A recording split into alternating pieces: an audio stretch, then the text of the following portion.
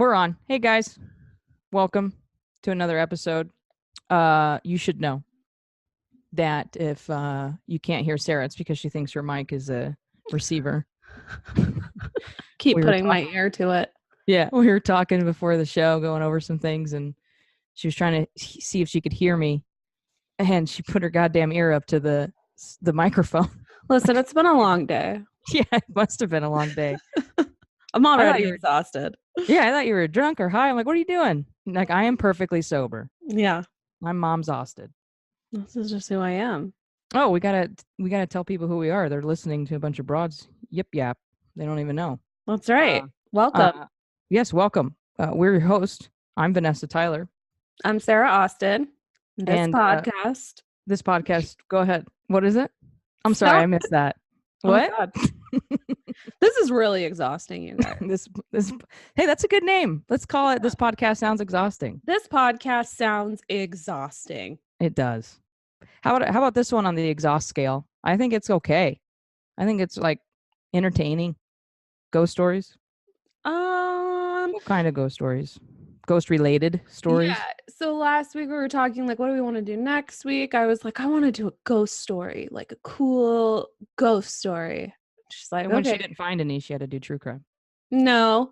Ghost related. I said, I'm going to do the Amityville Horror, right? Because I'm like, that's what I want to do. And then I look it up and it's like, oh no, this is definitely like a murder story. then a ghost story. Oh, you know what? Isn't it familicide? So it will be exhausting. Yes. Yeah. Well, congratulations. We've accomplished another topic that's ridiculous. Right. I'm excited because I've only seen Amityville Horror, the movie, so I don't really know anything about that. Just what they tell you at the beginning of the movie, which you know is bullshit because they preface that with, we're about to lie to you, basically, is what they say. Right. What I really learned with this story is that you can basically put based on a true story on and then just do whatever the fuck you want. Blair Witch Project. Yeah, like it can be whatever you want. Like there's nothing tying you to that based on a true story. Nothing. Right. And we didn't have like super good internet back then like we do not now. So when Blair Witch came out, didn't everybody think it was like real footage? Oh yeah. Oh yeah. No, maybe. I don't know. I was really young when it came out. I think I wanted it to be real footage. I still remember an ex-boyfriend thinking that when Paranormal Activity came out, him trying to tell me that it was real footage. And I was like, what are you talking about? It is absolutely not real footage. Those are actors. No. The second one? I swear. No, I didn't see any. You know what who those movies are for? My kids. Oh, my kids. The second one was done like a regular movie though. None of that footage stuff. Oh, okay. And there's some movies. The handheld footage stuff gives me a headache a lot. Like I can't see movies like that in theater. What about Cloverfield? I was working at a movie theater when that came out, right? There was like a daycare inside the movie theater. I worked at that daycare and we'd get free tickets to go see all the movies and everything. When Cloverfield... Not while you're watching the kids. No. For like after work or weekends or whatever. These kids are fine. Y'all are fine. When that movie came out, it was insanity in our theater at the Santan Theater in Arizona. People were like throwing up in the theater, having to leave because people were like puking because it was such a big screen. Motion sickness. Footage was so shaky.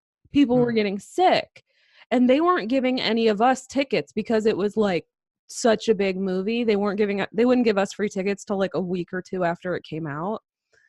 So we were just like, fuck this. We kept seeing all these people leaving. We're just gonna go in. So we went in and like sat in some seats that people weren't in. I had to leave within 20 minutes. I had such bad motion sickness. But not like anxiety. No. I just literally couldn't watch it on that big of a screen. I was so sick to my stomach. The only movie I saw people puke coming out of it, I didn't see it myself because it was The Exorcist, and that was in the 70s. Yeah. Right? Yeah, I think it was 74. Like upset too, like devastated too. Yeah, my grandma talks about that. Yeah, people, that was like insanity. What did she say? People were going crazy for it. It was like the most terrifying movie. People were puking, stumbling out of theaters, crying. Yeah. Things like that. Like it was a very visceral reaction to You've cried at a horror movie before, right? A Quiet Place. No, I mean like you cried because you didn't like it. I cried because I was scared. I cried because I was so proud. You were so happy with John? Yes. Well, this is not what I was talking about. Oh. I thought you cried and left during The Hills Have Eyes. We've talked about this. I know you've corrected me. I really don't know what's true and false. I didn't leave. Yeah, I didn't leave during The Hills Have Eyes. But I saw that movie right after like a very traumatic event in my life, and so I had a lot of anxiety. And there's a certain scene in that movie that was really tough for me. I got completely full of anxiety, thought I was gonna have a panic attack, had like tears in my eyes. I remember my uncle being like, we can just go, like, fuck this, let's just get up and leave. But I stuck it out and watched the rest of it. Yeah, maybe we just talked about it and then my brain just implanted a false memory. Maybe, because I really do have a false memory of going to see that movie with you. No, we didn't see it together, but we probably watched it together like after. But I saw that movie in Michigan. I was on a trip. I know what it was. We saw The House of Wax and you left crying because it was so terrible. Shut up. And I stayed for Paris Hilton. I don't think I've ever watched that movie all the way through. No? What was you started it? I think I started it. And then I was like, what am I doing with my life? And I was probably like 15. Yeah. You started it very reluctantly, didn't you? I'm sure. You were very pissed. Yeah. So you know they just put her in there for her name. Oh, yeah. Are you kidding? What else? I mean, for her brilliant acting chops, come on. I just wanted her to say, something about the wax. Hot. Yeah, that's hot. And then get killed. Right. Head chopped right off. Kill her naked, please. Yeah. All right. Are we talking about anything ghost related or we're just going to? Kind of. All right. Well, I'm getting motion sickness from this conversation. I think I'm going to go first, right? No. No? No, I'm going to go first. Oh, okay. All right. Is that okay? I don't care. Mine's quick. Remember, you got a good long story for everybody. I do have a long story. And I'll try my best to have some witty anecdotes. Okay. Such. Okay. Okay. What do you think? You want to go first? No. I say go for it. Listen, we can take as much airspace as we want to figure this out. I don't care. The stage is yours. Yeah. If they don't want to listen at this point, you can just skip ahead. Fuck them. Oh, I mean, you can just skip ahead. Sorry. I was joking. All right, cool. So Sarah wanted to do ghost related. She says ghost story. She's going to do Amityville Horror. And, normally I take that doctor, psychologist, scientific skeptic approach. Sure.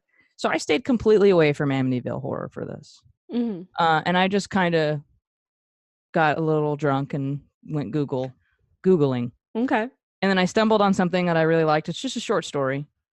And my Hey Google popped up when I said that.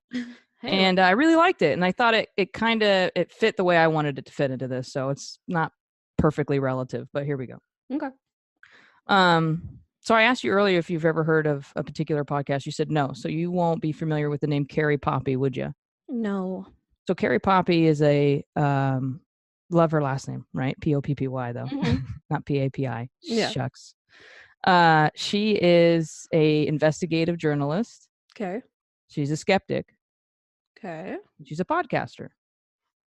Check her out.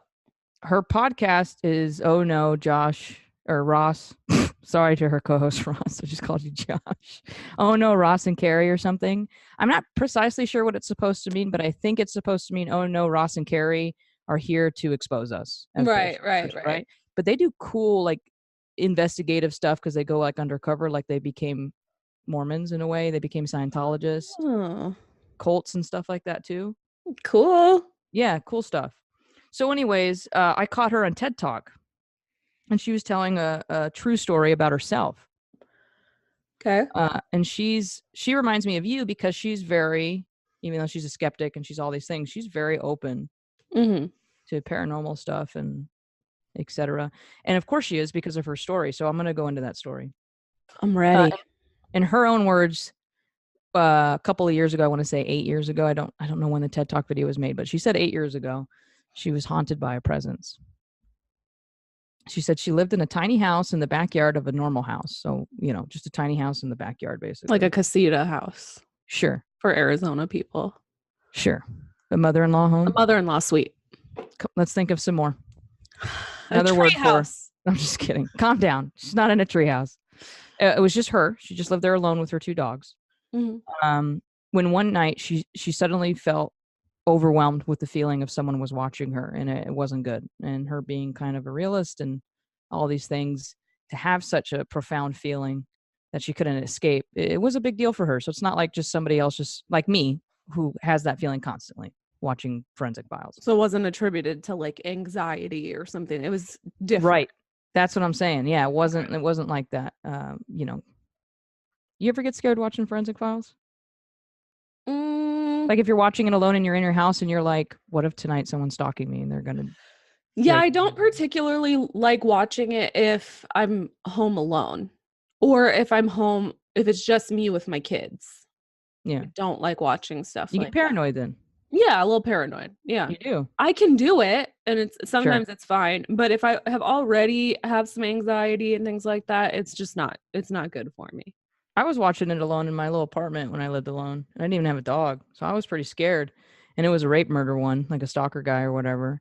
And I remember what made me feel better so I could keep watching it was I was like, you know what? If some dude's watching me and he sees me and he looks at me, my short hair, my fucking tight sports bra, and my... You said, come get it, bad boy. My good looks. I said, all right, go ahead. Knock you out. If you want it that bad. Fuck you up. I have been watching Forensic Files by myself and felt the need to audibly say, fuck off. No, literally, that's what I was getting to. That's what I said out loud. Okay, if you want it, bro. I think that's kind of gay, but okay. I'm okay with that. Right. I've literally been like gone. Like the one time my husband was out of town and I went on like a Forensic Files binge fest. I slept with a knife under my mattress, a big old knife. I know. Isn't that ridiculous? You're weird. Aren't you afraid that you would like grab it at us being startled? No, and I actually practiced how fast I could get to it. That's insane. You get super paranoid. I know. It was weird. How fast are you with it? I was getting pretty good. Yeah? You shanking ghosts in your bedroom? Yeah, but I had to put it like handle out so I could grab, the handle. And then I was getting pretty good with it. And then I was scared, like, I've done it so many times, I'm going to do it in my sleep. Just like fucking cut the dog on accident. What if Isaac came home early to surprise you? You would have fucking hurt him. You didn't think this through. No, I didn't. You're lucky no one got hurt. I am lucky no one got hurt. Well, I went camping with a friend, Jamie, and we got super scared in the middle of the night. And we had brought like hammers and knives and shit with us camping, and we brought them all into the tent, like in case. What do you do with the hammer and knife? I don't know. We were gonna fuck something up. Why is that your best weapon? Because we didn't have a gun. Uh-huh. So we just took stuff from the garage, a couple hammers, a couple like kitchen knives, spatulas. Yeah. You know what? I say that those are terrible weapons, but I think about like, because women in particular do get spotted and stalked and then taken advantage of. And I would really just love to hear a story about that, how some paranoid broads brought some knives and hammers. And, there's a mugshot of a guy with a big old gash and a hammer smash. I'll see if I can find one for you. On his face. That'd be cool. Yeah. Anyways, I'm going to get back into it. Okay. You don't watch like cartoons when you get scared? Hell yeah. After my Forensic Files is done, it's straight to Bob's Burgers or The Office or home movies or Archer. Like it's like... But you were still scared enough to have the knife? Oh yeah, I was still going to have that knife. But I could sleep. It's not like I couldn't sleep. It was just like, okay, I'm prepared. This is what I have. Put on some Bob's Burgers. So when we live near each other again, and I have a key to your house because I'm assuming I'm privileged to that. Of course. Thank you. And I walk in the middle of the night because that's when I would come over unannounced. I don't come over. I don't do that during appropriate hours. Hello. And you're on the couch holding a fucking knife and you fling it at me and you're watching Bob's Burgers. I'm going to know exactly what's going on. Yes. Wonderful. Everyone will know how you died. You're gonna kill me in this scenario? I'm just saying, if I throw the knife, I got pretty good at it. You're gonna throw the knife. Please don't throw the knife. Can you imagine? So dramatic. You throw the knife, the handle just hits him and falls to the ground, and you're like, oh, but I have another one. I have another one. I have a throwing knife and a stabbing knife. Oh, okay. He just picks it up, throws it back at me. Yeah. What are you doing?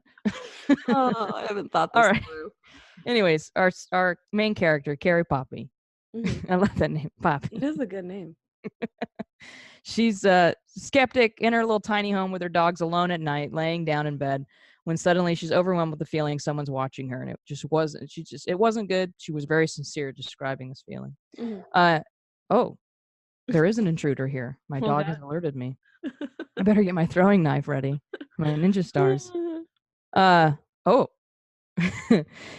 feeling didn't go away after some time. And then she said it later became accompanied by chest pain. And she described the chest pain as in the center, pressing down really hard. And she knew it was real, and that she knew that chest pain was there. It wasn't subtle. It was there. You know what I mean? Yeah, it wasn't like a phantom pain. Sure. No pun intended. Right. Well, she probably thought it was a phantom. And she said these experiences peaked when she also began hearing noises that couldn't be explained. So here you are, a rational person. You get this awful feeling, progresses, chest pains, awful pains in the middle of your chest. You're alone.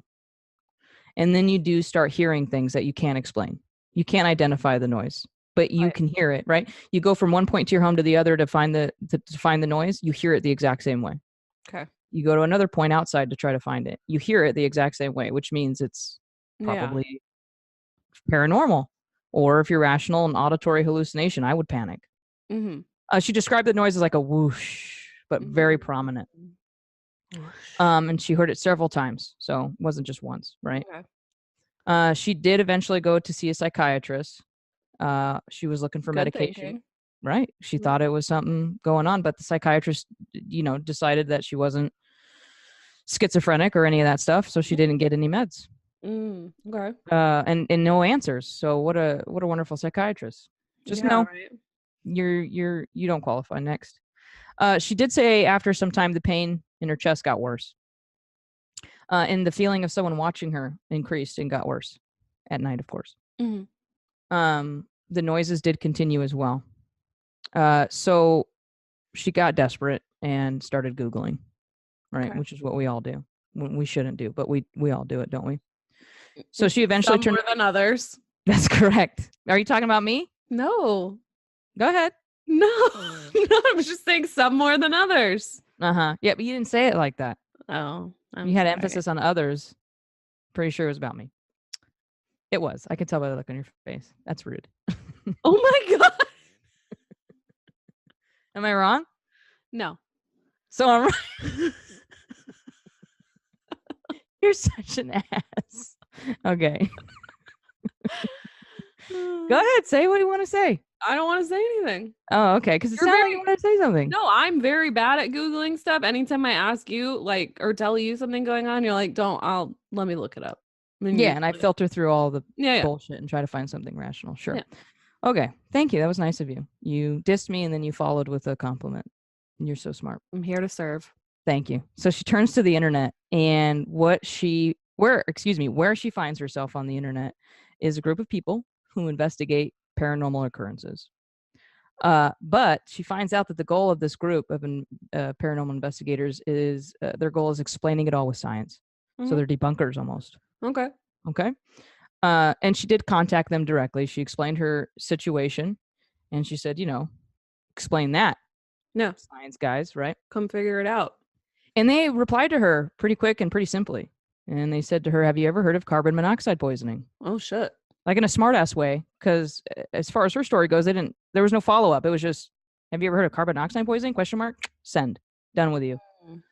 And she was like, yeah, I have heard of that, actually. So she called the gas company. They did a reading for her in her tiny home. And they told her that she likely would have died that night from carbon monoxide poisoning. Holy shit. Yeah. So carbon monoxide poisoning will cause the feeling of doom, impending doom. Extreme feelings of impending doom. It'll also cause chest pains, pressure in your chest, headaches, amongst other things. And it can also cause auditory hallucinations. I didn't know that. Hearing noises. It's interesting. You should look more into it, because there's a lot of people who thought they were being haunted by a ghost. Right. One was as early as 1770 something that I found in a house. They all were experiencing it. All of them were terrified. They all genuinely believed they were in a haunted house. Yeah. Genuinely. And in the 1770s, I could see that being terrifying for people, and even driving them to suicide or murder. Right.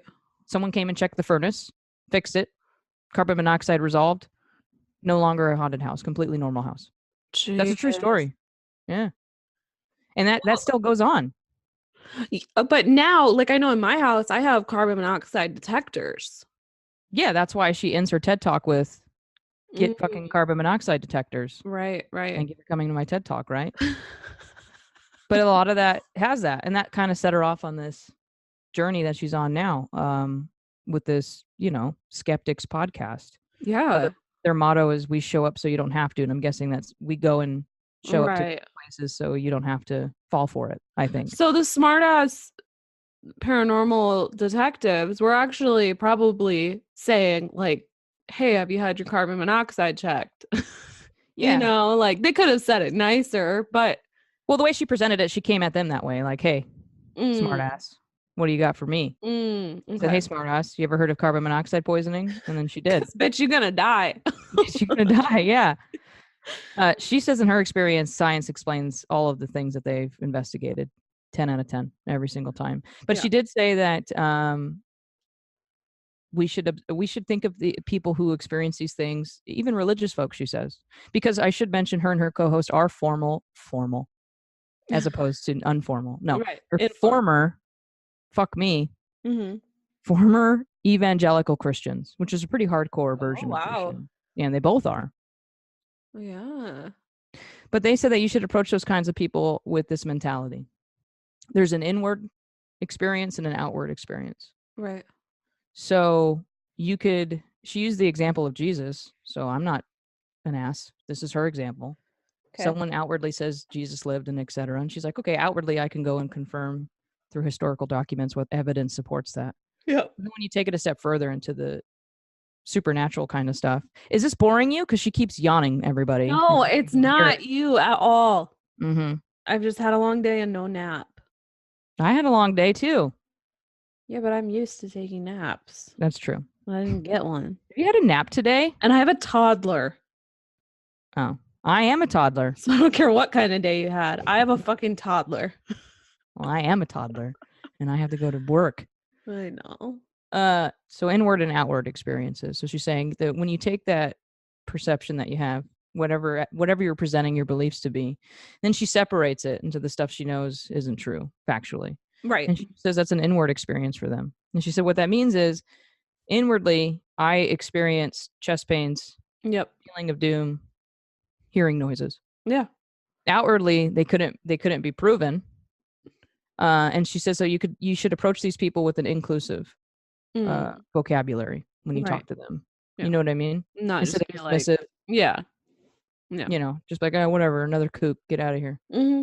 Yeah. Well, it's like I've had otherworldly experiences that could obviously be explained by very basic science, or coincidence.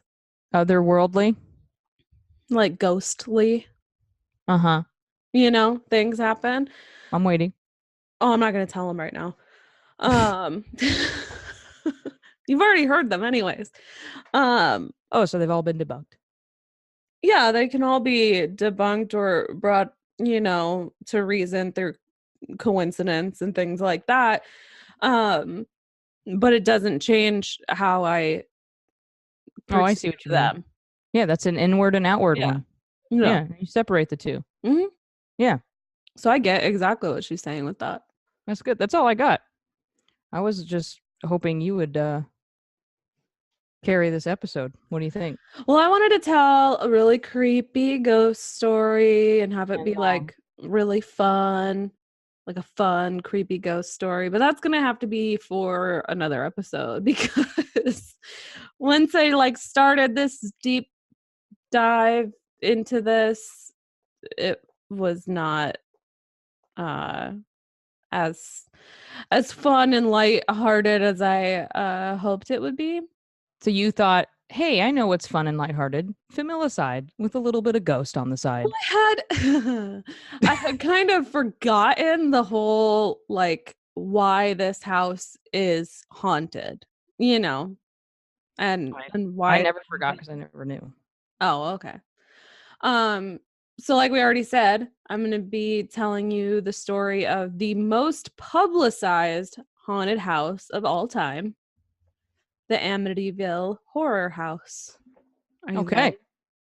Yes, I'm ready. November 13th, 1974, 6 members of the DeFeo family were found murdered in their house at 112 Ocean Ave in Amityville, New York. Each member was found in their own beds, on their stomachs, having died by gunshot. Point blank, back of the head, right? I believe 2 were in the head and the rest were in the back, like shot in the back. The DeFeos were like the so-called perfect suburban Italian family. So it was a whole family that was shot. Yes. This sounds very lighthearted and wonderful. 6 people. But it said that like behind that whole facade are stories of connections to the mob and extreme violence within the home. Okay, the mob. A suburban Italian family in New York. They got you come to me the mob. Right. On this day with ghost stories. That was good. Thank you. I've never even seen that movie. A journalist was actually quoted saying, "When you look behind the nice, quiet suburban street, there were troubles in that family."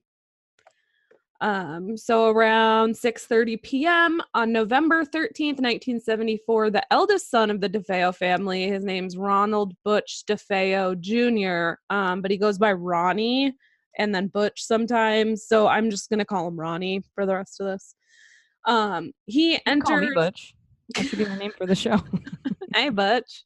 That'll identify me better. Right. People will know right away. There you go. He enters Henry's bar in Amityville, Long Island, New York, and loudly yells to everybody in the bar, "You gotta help me. I think my mother and father are shot." So, how old is he? He's 23 at this point.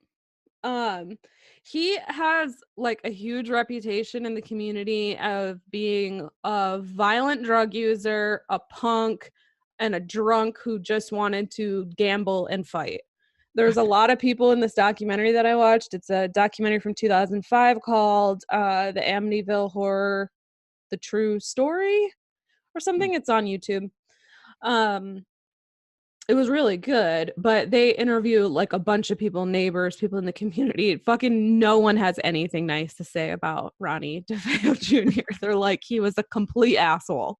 Oh, they're ruthless? Oh, yeah. Like everyone like hated him in the community. He was just a like total dick, big drug user. Like I said, got into fights all the time. Was just like that kind of guy, you know? Yeah. And then that's how it's gonna be when they interview me about you. She was just a real asshole, like all the time. Wanted to fight all the time. All the time. She was really sweet when she napped. Yeah. Oh. When she was eating. Oh, you took that as a compliment? You love it? Awesome. They're really cute when they're sleeping and they had their babies. I wasn't even talking about possums. I know. I'm saying I'm like a possum. Kind of an asshole during the day. Mm-hmm. But real sweet when... Don't touch my trash. Right. He gets this group of friends together from the bar. What? You really are like a possum because you will be like, don't touch my trash, and you'll hiss, and you have all your kids and all your animals on you all the time. All the time. Your cats, your dogs, your kids, everybody. I can't video chat you without a whole... I'm telling you. Without a whole production going into it. My spirit animal. Yeah. Go ahead. He and all of his friends jump in a car, go down to the house. They bust in, and they find all 6 victims. They find Ronnie Jr.'s parents, Ronald DeFeo Sr., he's 44. His mother, Louise DeFeo, she's 42. And his 4 siblings, Dawn, who's 18, Allison, 13, Mark, 12, and John Matthew, who was only 9. Jesus. All of the victims had been shot with a .35 caliber lever action Marlin 336C rifle. Lever, eh? See how that just rolls right off the tongue?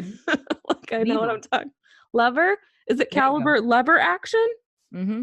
Okay. Lever action No, it's Marlin. lever. Okay. The parents had both been shot twice. Ooh. While the children had all been killed with single shots. Physical evidence suggests that Louise, the mom, and one of the sisters, Allison, were actually both awake at the time of their death, even though they were all found in their bed. Yeah, did you say they were all found in their beds? They're all found in their own beds on their stomachs. So they didn't get up during the shots? No. Why not? They're just know. like, oh, just another, Butch is just shooting people again. I'm going to get into it. Oh, I'm sorry. It's all right. According to Suffolk County Police, the victims were all found laying face down in bed. Like they had all been shot from behind while they were laying on their stomachs. Ronnie then starts telling the police, like, immediately how this must be like a mob hit. He tells the police that he had told some mob boss to like fuck off or something like that. And so they got pissed and they, must have came in and killed his family. So the police take him into custody, presumably like for his own safety, because they don't know what the fuck's going on. But they do question him about, okay, like, what did you do today? Like, there's all these inconsistencies in his stories. And the next day he ends up stating to police, quote, "Once I started, I just couldn't stop. It went so fast." He admitted that he had taken a bath and redressed and then detailed where he had discarded the evidence, like his bloodstained clothes and the gun and cartridges and all that. He had discarded them on his way to work, like in a field. Tossed them out the window? By a lake or something, Like that girl who tossed that guy's dick off that she cut off. Tossed it right out the window. Right. Done with this. Yeah. So he tells them, where to find it all. And do you know those cops didn't want to grab it when they found it? Oh, I know. It's such fragile masculinity. Isn't that ridiculous? It's so ridiculous. It's so ridiculous. Can you imagine you're just going for a walk and there's just a dick in the grass? You'd pick it up. Well, it's not like they had to pick it up with their teeth. They had gloves and shit on. So dumb. Oh my God.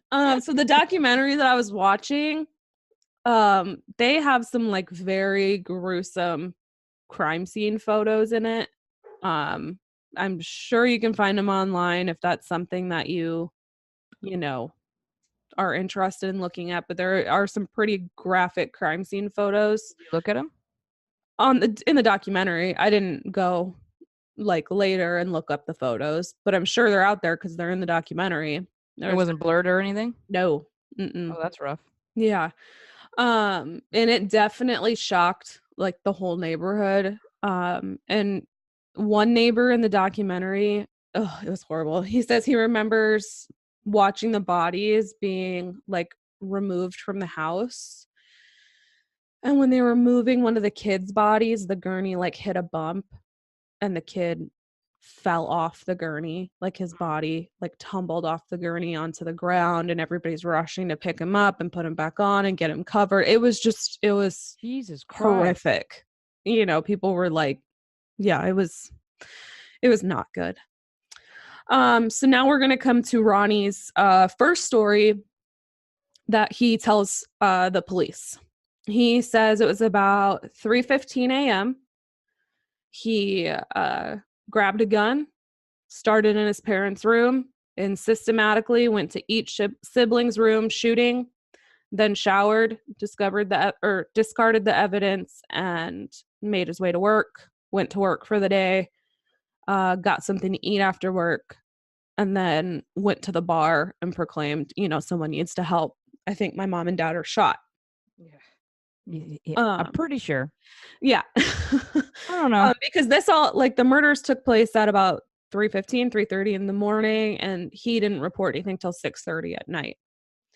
But the autopsy report shows, this is where it's weird, no signs of struggle from anyone. There's no drugs in anyone's system, no sleeping pills, anything that could knock them out. That's what I was going to say. Maybe that was it, but it's not, eh? Nothing. There's nothing in their systems. Because, again, they're all found laying face down on their stomach in their own beds. There's no, like, pillow fluff everywhere? Because, I mean, I've heard of people... Oh. Yeah, there's nothing like that. There's nothing to suggest that there's no, like, hard physical evidence showing that there was, like, a silencer used or anything like that. Because this gun, apparently, I don't know a lot about guns, but apparently this gun, 9 shots were fired, and this specific type of gun especially is extremely loud. So the noise level of this gun was tested in the home, and it said it could be heard 4 to 5 blocks away. Jesus. Yet there's no neighbors heard anything. Nobody called and reported any gunshots, any yelling, any fighting, nothing. The only thing that was reported after this was some neighbors said that around 3:30 in the morning, the DeFeo family dog was barking. Like a lot. Okay. Like my dog. Yeah, a little bit. Fucking goddamn it. So now is the time. The dog was late to the party though, eh? Right. Now's the time that I should tell you. Do you know what 3 a.m. Yes. signifies? Yes. So 3 a.m. signifies like a demonic hour, and it is because it mocks the Holy Trinity. Yeah. So which is Father, Son, Ghost. So 3, which is why 666 exists, because it mocks the Holy Trinity because it's double, right? Or no? Right. Or I think 666 exists because it mocks the sevens, because there is 777. No, it's 666 is, from what I think I know, it's a mock of the Holy Trinity. Well, from what I think I know about what you think you know, I concur. Okay. So the hours between 3 and 4 a.m. are considered the witching hour. Creatures such as witches, demons, and ghosts are thought to appear and to be their most powerful. Interesting. Black magic is thought to be most effective at this time. And in the Western Christian tradition, the hour between 3 and 4 a.m. was considered a period of peak supernatural activity due to the absence of prayers in the canonical hours during this period. So wait a minute. Because if it's 3 a.m. here, it's 3 p.m. over there. They're probably praying over there. So it only affects that time zone in that area? No, I think it was just in general. 3 a.m. is the witching hour. Here's what I think. I think it's completely made up, so it makes no sense when you really examine it. Yeah, but how fun is the witching hour? Listen, let me tell you something. Every hour with you is the witching hour. Okay? I love it. Especially when you haven't had a nap. Oh, I love it. The witching hour. It'll be 8 in the morning. Hey, what are you doing? Good morning. What are you doing? Oh, just playing with my Ouija board, having some coffee. Talking to the dead. Regular stuff. Regular stuff.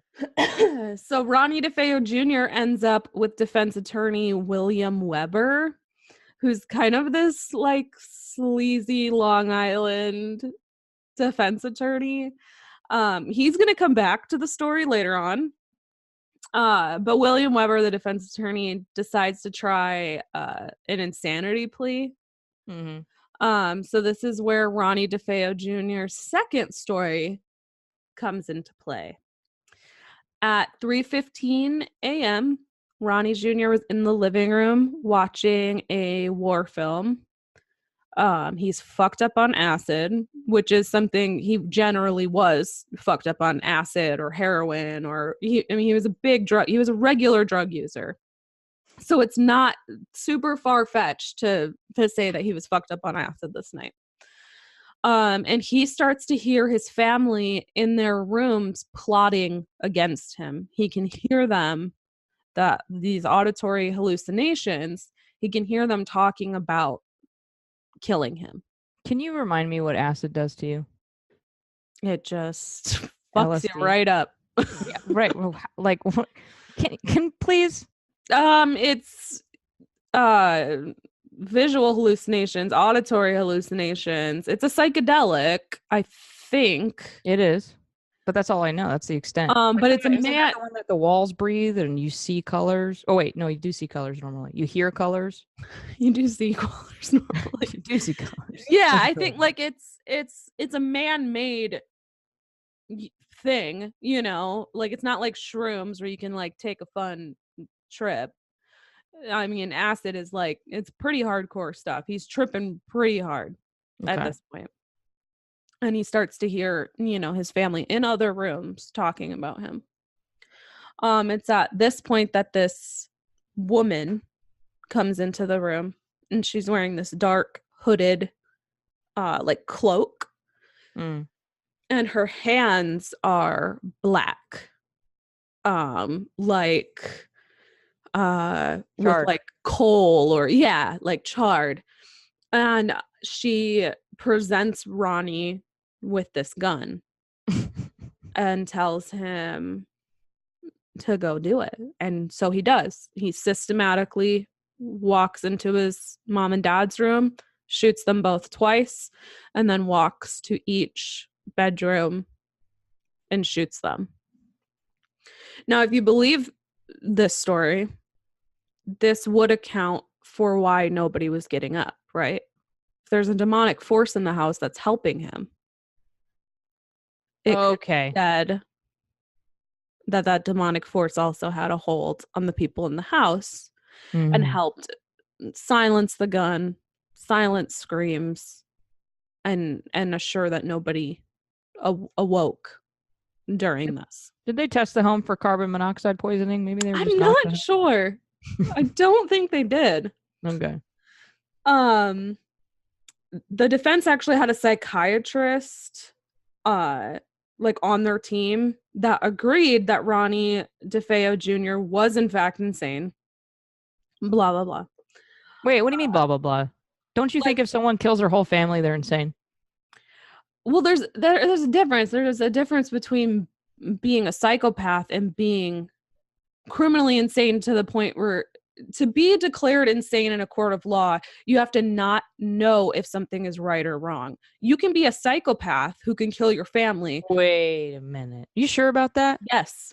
Criminally insane means that you were so insane, incapable of knowing the consequences of your actions. Because you're insane in some form. That's a true story. Yes. Because I know people who get off on criminal insanity and they weren't insane up until that moment. Just something drove them to be insane. You think you know a lot of those stories, but you don't. It's really not. I'm telling you, what I've like learned doing a lot of this stuff is you hear it all the time, especially in movies and shows. You know, they go for like the criminal insane plea, blah, blah, blah. It's not something that can actually be done very effectively. Be considered criminally insane? Yes. It is a hard one. Very, very hard defense. Okay. To push through. Because you can be insane and kill your family and still know that killing your family is wrong. You have to prove that in that moment, you did not know that what you were doing was wrong. You did not have a grasp of what the consequences of your actions would be. Can I tell you what Google says? Yep. You sound enthused. No, I could just see you on your phone. So tell me. Who Googles too much? Good God. This relationship sounds exhausting. Let me Google it. The insanity defense, also known as the mental disorder defense, is an affirmative defense by excuse in a criminal case, arguing that the defendant is not responsible for his or her actions due to an episodic or persistent psychiatric disease at the time of the criminal act. So it doesn't say that you didn't know right from wrong. I mean, maybe it does in more detail. Yeah, because you can be a psychopath and you don't get it. Ted Bundy is a verifiable psychopath. He didn't get an insanity plea. You know what I mean? Yeah. Because you have to be able to say that I am so crazy. I am so mentally disturbed and incapable of controlling myself that I did not know what I was doing. I was incapable of knowing. So then what how would you get off if you killed someone sleepwalking? It wouldn't be criminal insanity then? No. Wouldn't it? Because you don't know what's right from wrong if you're sleepwalking. No, that's not criminal insanity. That's some underlying health condition. Extenuating circumstance. Yeah? Well, they'd have to prove it. Okay. I mean, I'm not a lawyer. I don't fucking know. I'm not a lawyer. I'm a lawyer. On November 21st, 1975, DeFeo was found guilty on 6 counts of second-degree murder. And on December 4th, 1975, Judge Thomas Stark sentenced DeFeo to 6 concurrent life sentences, or 6 concurrent sentences of 25 years to life. So he did not win with his insanity plea. So 6 times 25 is what he's doing? Yeah. Okay. 25 years to life times 6. Oh, shit. Yeah. So he's done. Yeah, he's currently held at the Sullivan. Because of his LSD? No, I don't even think that really came into it. I don't know that they do the death penalty there. Or it just wasn't on the table. I don't know. If it was back in the day, they definitely did the death penalty. I think the death 75? penalty... Not that back in the day. Well, I mean, they were... But what I'm saying is, haven't we come less death penalty? And back then we were more pro death penalty? I think it was more pro death penalty around 40s, 50s, 60s. What I know about the death penalty, first of all, would not fill a thimble. But what I do know is that to get out of it, it has to be mitigating. So mitigating could be like, I don't know. But in this case, it could be the LSD. Yeah, I'm not sure. Nothing that I read or watched said anything about the death penalty.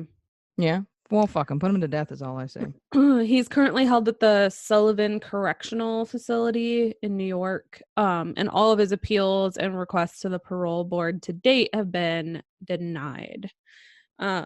Ronnie Jr. was stated as saying, "We were a really close family. It's a shame what happened, but it happened." And later quoted, "The devil made me do it." There's still a lot of controversy around the murders, so I'm not totally done with the murder side of it yet. Oh my god. I'm sorry.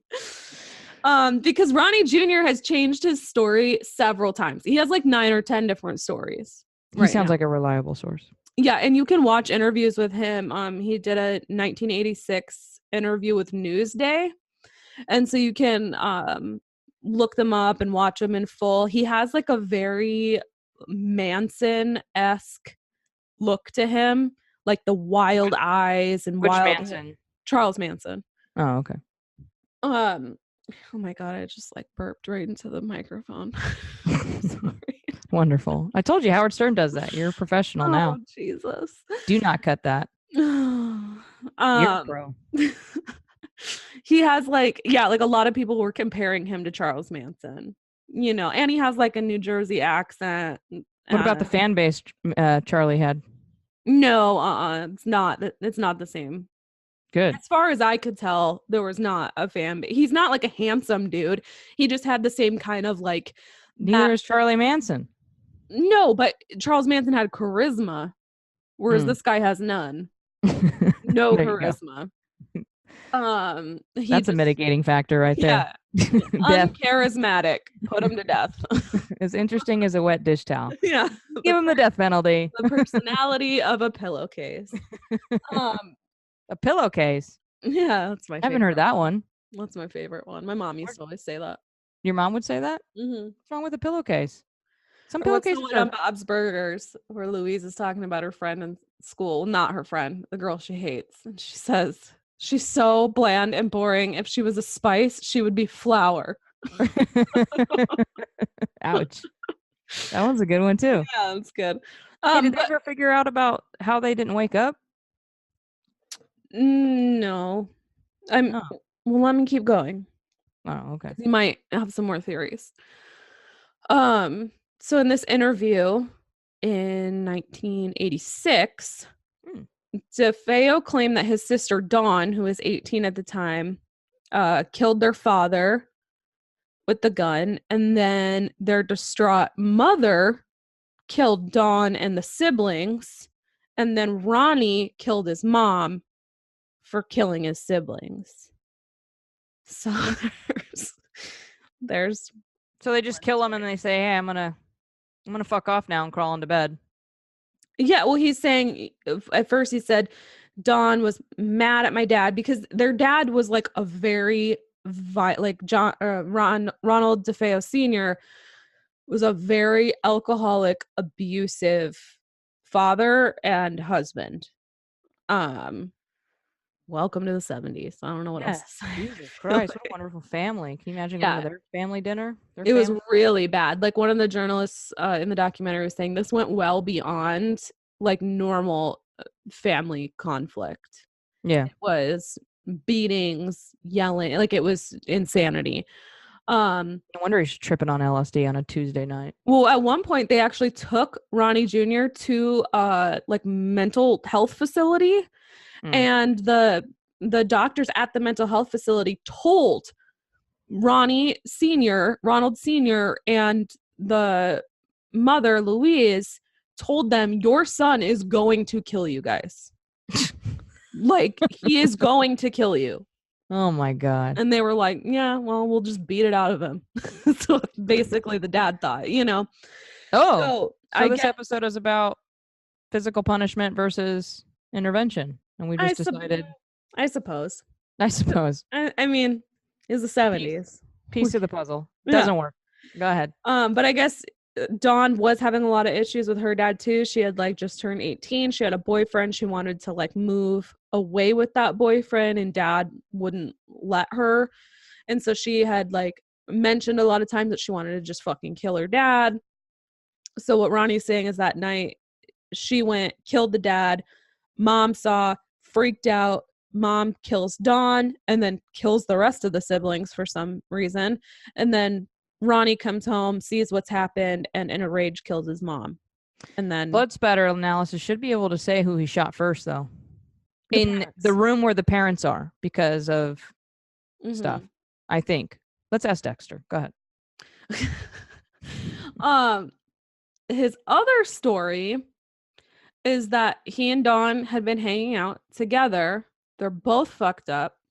Maybe not they're both fucked up. He's fucked up for sure. She couldn't have been because she didn't have any drugs in her system. There you go. But he's real fucked up for sure. And they're both talking about killing their father. They're both plotting about it, how they're going to kill their dad because they both fucking hate him.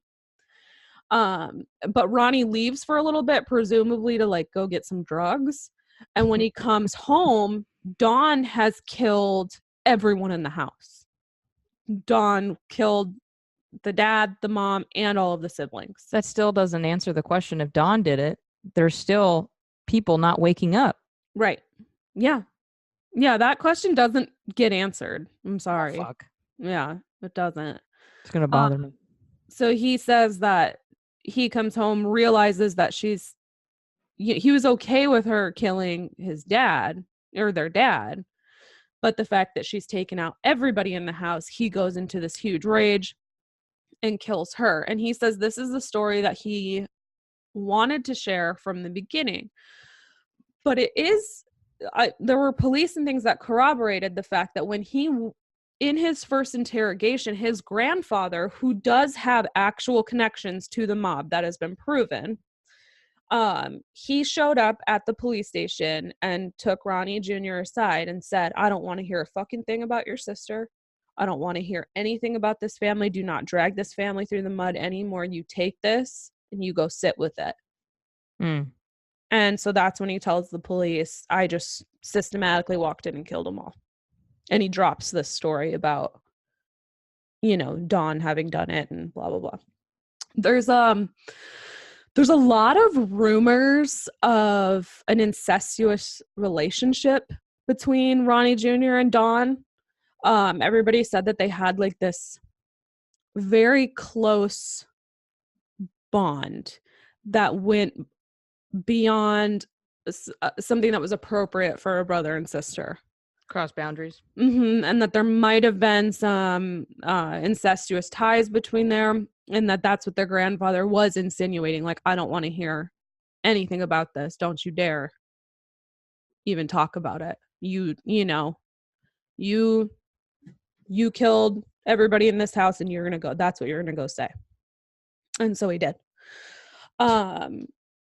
There's no proof, of course, that there was an incestuous relationship. So I mean, who knows? I really. What did the people say who hate him in the interviews? They were all just kind of like, it was a strange relationship between the two of them. But they're also the two oldest siblings in the house. They've gone through this abuse the longest. Yeah, I would describe your and Taylor's relationship as strange. Not in that way, not an incestuous way. Holy shit. I'm just saying, I would describe it as strange just because, like you were saying, they're the two oldest. So maybe what I'm saying, you perv. Good Lord. Is that the people they interviewed were probably just saying it was strange. That's it, not incestuous. Yeah. Yeah. But what's interesting is that years later, a DEA agent came. What does that stand for? Sarah? Go ahead. Department. Nope. Do you know what it stands for? Department? Drug Enforcement Authorities? Who's Drug whispering? Enforcement Agency. Oh, whatever. You had someone feeding you the answer. Department. Everyone. So a DEA agent came forward to a reporter, I believe, to state that he was a part of a stakeout. They were staking out the DeFeo house because Ronnie Jr. was so involved in drugs and things like that. They had kind of been like watching him for a while and trying to get like some details about whether people were coming to the house to buy drugs, where he was going, things like that, because he was a very heavy drug user. Right. He says that the night that the murders took place, what he saw was a woman come out of the house in a dark hooded jacket. Please. Just let me finish. In a dark hooded jacket carrying a rifle. He presumed it was Dawn. He thought it was Dawn. It looked like Dawn. That she came out in this hooded jacket with the rifle, left for a while, maybe to, I don't know what, and came back. Okay. They didn't stop her with a rifle? No, no crime is being committed. And they don't want to blow their cover. Yeah. Like nothing's, he didn't say I heard gunshots, I heard screaming, any of that. All he heard, or all he saw, was someone, presumably Dawn, a woman. DEA agent, write a book. No. Did he do interviews? No, he went to like this one journalist and talked about it, as far as I can tell. So but you don't think he start searching? No, Not. It didn't seem that way to me from the documentary and things like that. Like he wasn't in it. I don't even think they named him. Because you did say 4 blocks away, and if they're staking them out the same night it happened, I don't understand. Yeah, I'm telling you, it's a really fucking weird story, and we're not even to the ghost shit yet. Like, the whole thing is fucking weird. Hey, Sarah, but can I say an inappropriate joke? I suppose. You're gonna kick me off the podcast? I'll just cut it out if it's distasteful. Mm-hmm. Will you really? You'll kick me off? Mm-hmm. Can I tell you a joke and you tell me if it's distasteful so I know whether or not to use it? Okay. What do you get when you get raped by a ghost? An abortion. Vanessa Tyler. I'm leaving that in just so that you can direct your hate mail to her and not me. Okay. But, okay, so this DEA agent's story does give a little bit of credence to... So we believe him. I believe that the DEA agent probably did see that. Okay, under the presumption we believe him. I'm sorry to interrupt. Go ahead. No, it's okay. It gives a little bit of credence to think about this. Ronnie Jr. fucked up on acid. His sister comes in a hooded jacket, hands him a rifle, says, okay, let's do this. They've already talked about this plot to kill someone, okay? But Ronnie Jr. is fucked up on acid. So what does he see? He doesn't see his sister in her hooded jacket handing him the rifle. What does he see? Right. A woman in a dark cloak with charred hands handing him this rifle, telling him what to do. Did the kids all stay in one room? No, I believe it was 4 bedrooms. Because I was going to say she could tell the kids to just relax. That's what people are saying, is that he went in, did the parents, and she's kind of keeping the kids at bay, but he's so fucked up that by the time it gets to the end of it, he just kills Dawn too. But she was in bed. He has the gun. He could say, get your fucking ass in bed. She could have volunteered and wanted it to be over. Wait. What was she wearing? You saw the pictures. I don't remember. You would have remembered if she was wearing a hood. She doesn't mean she kept it on. Yeah, she could have taken it off. Yeah. There's other, conspiracies that like it had to have been several people, keeping the kid, keeping people quiet, things like that. That maybe the fact that they were all laying on their stomachs is because they were told turn around and lay on your stomach, and it wasn't that they were all sleeping that way. They were told this is what you need to do. It's the only thing that makes sense. But they've never been able to, because Ronnie Jr. does end up saying in some interview, I'm one of 3 people that was in that home, but I'll never say who else was there with me. Yeah, he's just what a douche. She's just making it confusing. Yeah. Anyway, the Amityville home is put up for sale. Wonderful. Mm-hmm. What a lovely home. And a couple with a young family named George and Kathy Lutz buy the home. This is a true story. They buy the house, yes. So now, let's get to some ghost shit. Okay. Let's get to some carbon monoxide poisoning. So the Lutzes discuss the events that had taken place at the house as a family. They're like, hey, this is what's happened. They have 3 young kids. Apparently they sit these kids down. They're like, this is what happened. Can we all live with this? We've got a smoking deal on this house. And you want to know what's really fucked up? Aside from the bloodstained mattresses, the house came fully furnished. Fuck off. I swear to God. They kept all of the DeFeos, like furniture, everything is still in it. Tell me they know what they're doing. They know about the murder, right? Oh, yeah. That's what I'm saying is they all sat down as a family, like, look, this is what's happened here. Can we live with this? And they all decided that, yes, they would be okay with the history of the house. That is. What's your answer to that? Fuck no. Yeah, that's my answer. I don't know, though. The house is really beautiful. Oh, here we go. So you're saying you would hold out until Isaac was like, you can have your animal sanctuary here for possums, raccoons, and giant snails. And you'd be like, oh, yeah. I wouldn't have wanted to do it as quick. I feel like they moved in like several weeks after it happened. Jesus. Yeah. Like it was a very quick turnaround that they got the Lutzes into this house. Oh, my God. So listen, what if they all conspired to move in? This is why they would move in quick. Did they write any books? Did they make any money? Yes. Okay, so that's why they bought the house. They were like, listen, you're not even letting me tell you. Can we lie to everybody we know and make money off of it and buy this house and tell them ghost stories? Then they all said yes. You would say yes to that. There's money involved. Maybe. Yeah, and you don't believe in any of that shit. All right, I ruined it. Go ahead. The first day that they are there, their dog tries to kill itself. How? You know whose dog tries to kill itself? Paris Hilton's dog. Get me out of this stroller. Every single one. Go ahead. Harry, their black lab, while on like a lead in the yard, jumped over a fence and tried to like hang itself on the, like it made it a noose basically over the fence. So the dog tried to jump over a fence. Right. Okay. It tried to hang itself, Vanessa. No, Rufus. So live. A good friend of theirs suggests like, hey, maybe you should get like a priest in here to bless this hellhole. So they get a hold of this Catholic priest and call him in to come do a blessing on the home. Not an exorcism or anything like that, just to come do a basic Catholic blessing to the home.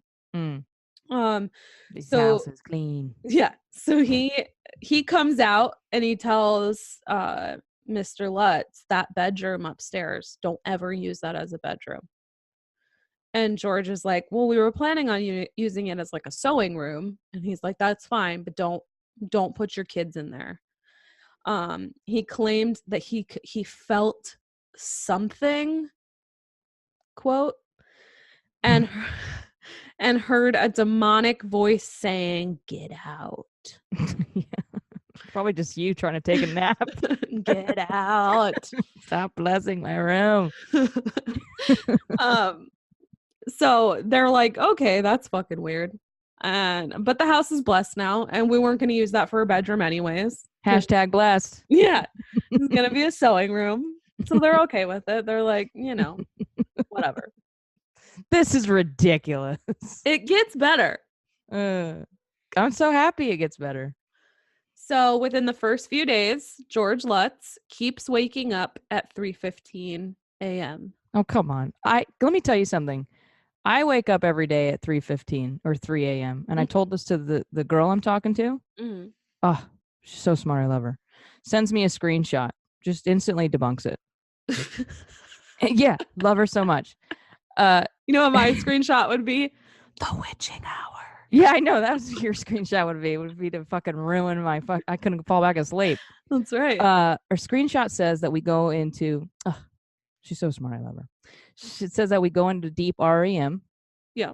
And then you wake up several times during that. But because you're in such deep REM, you don't actually wake up. Right. Right. Right. Yeah. And as you get further into your sleep, when you have that wake up, you actually don't recover. You don't go back to sleep. Right. In that same REM state. So that's why a lot of people wake up very early in the morning before their alarm has gone off. We all do. It's just some of us are heavy sleepers. We can fall right back asleep and not recall it at all. Right. You know what I mean? Well, but if you recall, 3:15 a.m. is when the DeFeos were murdered. If you recall, also the fucking witching hour. You'll recall that not all clocks are accurate. So fuck off. Could have been any time. Could have been 2:59. Then the whole story is debunked if the clock is off by 16 minutes or he's lying by 16 minutes. I'm going to keep going. Yeah, I know you're going to keep going. George says that within the first few weeks, he's losing lots of weight. He's constantly sick, having to miss a lot of work. They referenced several times that his personal hygiene had changed. I don't know what the fuck that means. He just stopped showering. I don't, but it's very specifically stated on like Wikipedia, on this documentary. Those are the two like major sources that I used. Mm-hmm. And both of them say his personal hygiene changed in the first couple weeks. So it's like, I guess he just stopped showering, looked more scraggly and unwell. Listen, I have an ex-girlfriend who described me exactly the same. Aww. So it wasn't ghostly reasons. It's just I wanted her to get away from me. Right. Just kidding. He's no, she's not. Bye. Bye. I hope she's listening. Bye. Bitch, bye. He's undergoing like personality changes. So he was once like a just normal, fun-loving husband and dad. Now he snaps at his family. He's yelling. He's constantly on edge, very irritable. And he could not get warm. Like, this is a huge point in the story. And it's also what I think is the best part of the 2005 Ryan Reynolds Amityville horror movie. They focus a lot on this where he's like constantly chopping wood. Remember? Yeah. So that's what they say that he was doing. He was constantly chopping wood to stoke this fireplace that they had in the living room because he was ridiculously cold all the time, like cold to the touch. He could not, it was driving him insane that he could not get warm. Everything in his body, on his body, he just felt this bone-chilling cold. And so he was, constantly trying to remedy that. Kathy, on the other hand, feels embraced by the presence of a woman. But she said it wasn't anything like... Why can't I have those kinds of dreams? Right. Jesus Christ. It actually was described as a woman that would... oh my God, I'm going to say it wrong. I want to say that they said a woman that would take her from behind in an embrace. And, that was me. She said it wasn't like a malicious thing. It was like a mothering type feeling of this woman, like embracing her. So someone coming up from behind you to hug you and embrace you. Yeah. You would describe that as someone taking them from behind. Now we know. I love it. I didn't say that. I'm saying that's how it was referred to. That's how you recall it being referred to, because probably that's how you banked it. You're like, oh, she took her from behind. That's right. Oh, Jesus. God. Ghost rape. So they start reporting swarms of flies, which you also see in the movie. It's a big point in the movie. Right. So, and it's midwinter, so it's not normal that there would be these swarms of flies. You know, they said that the one bedroom upstairs was covered in dead flies. And, you know, flies like bullshit. Right. And the flies would, you know, appear and swarm around and things like that. When you say report, they're reporting this to somebody who cares? The author of the book. You know, this is all after the fact. Mm-hmm. Their daughter, Missy, starts to explain that she has a new friend named Jody.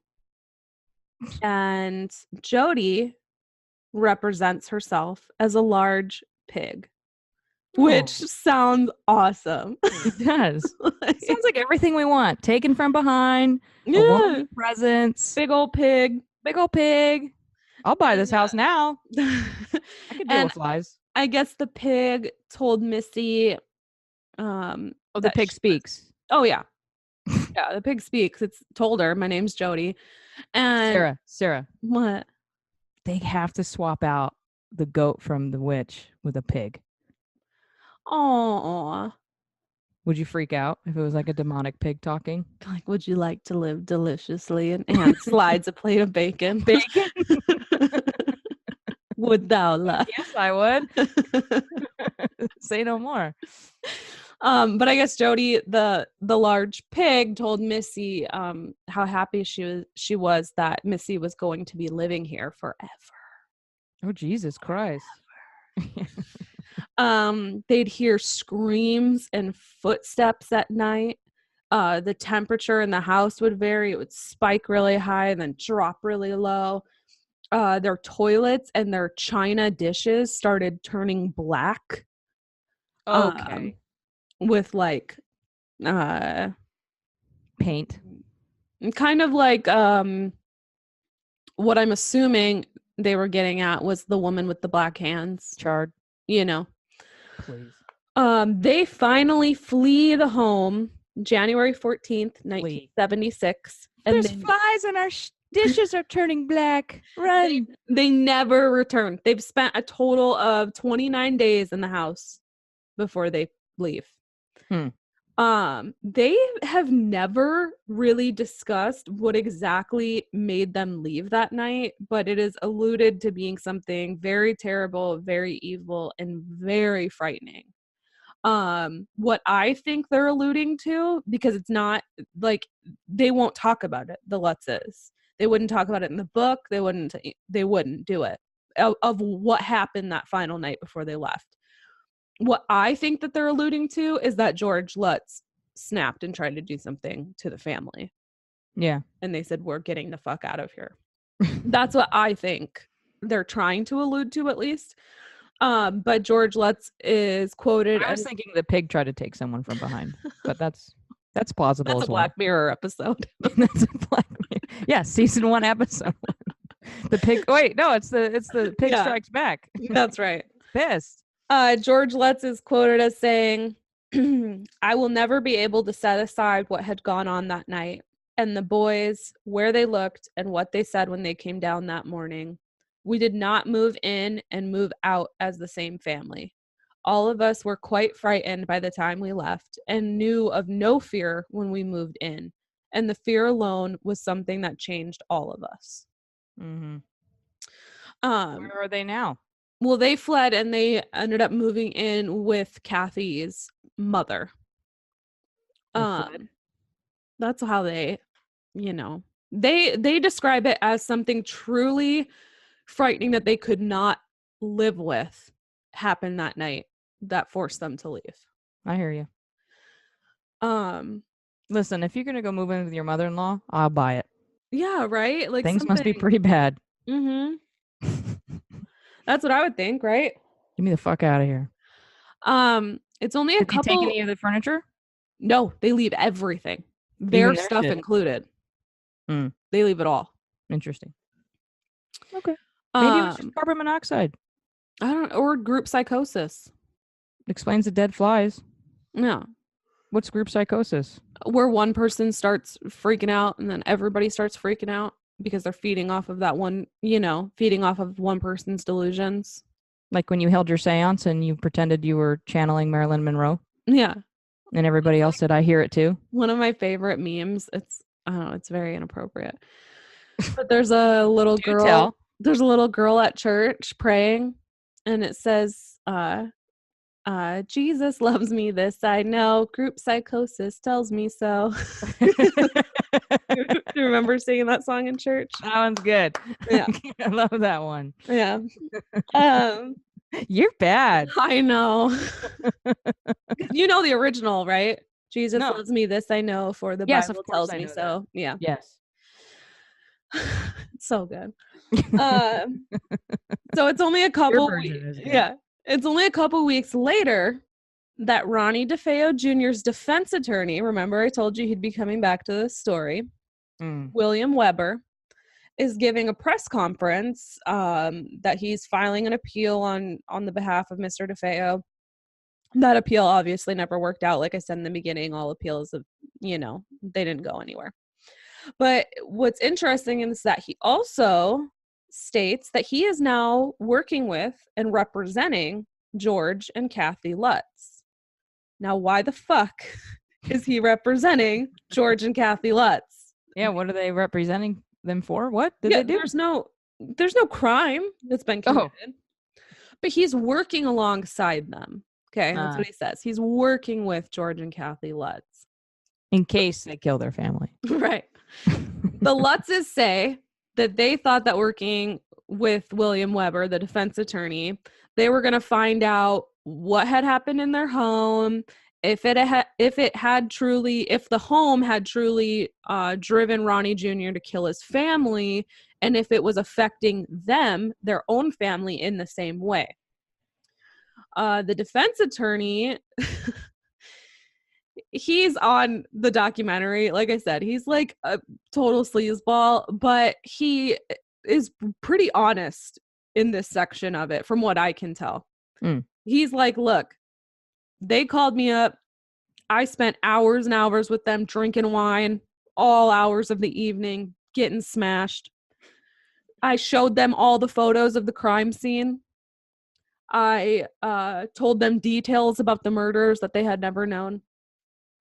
And we basically hatched this possession and haunting story. He's like, I already had reps coming to me with large advances for a book or a movie deal. With the Lutz?